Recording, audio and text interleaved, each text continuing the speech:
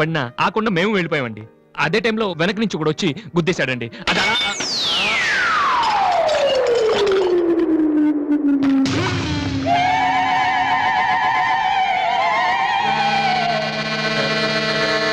వద్దు, ఇంకా నా జీవితంతో ఆడుకోవద్దు.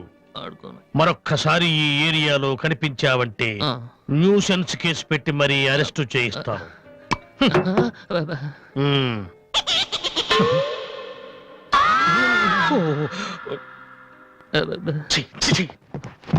పొద్దున్నే లేచి ఎవడి క్యాసెట్ విన్నాను, రాంగు చూడుసు.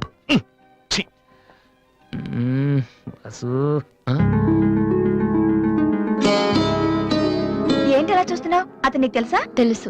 అంత ఫేమస్ పర్సనాలిటీయా? ఈ దేశంలో గొప్ప వాళ్ళు ఎంత ఫేమస్, పనికిరాని వాళ్ళు కూడా అంతే famous.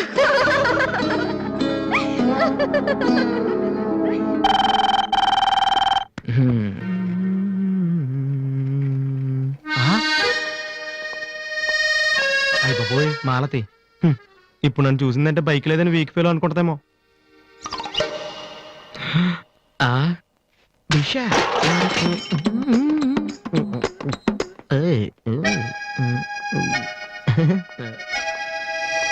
Hi Malathi. Hi Balu. If you don't mind నీతో కొంచెం మాట్లాడాలి. డబ్బులు ఏమైనా కావాలా? చేసే డబ్బులు కదా. నా మీద నీకున్న ఒపీనియన్ అంటే తెలుసుకుందామని. హలో సార్, సైకిల్ మీదేనా? యారా నేను నీకంటే సైకిల్ మీద తిరిగి వాళ్ళ కనపడుతున్నా. సారీ సార్, రోజు సైకిల్ దొరికితే ఇంత లావేలా ఉంటారు. Thank you sir.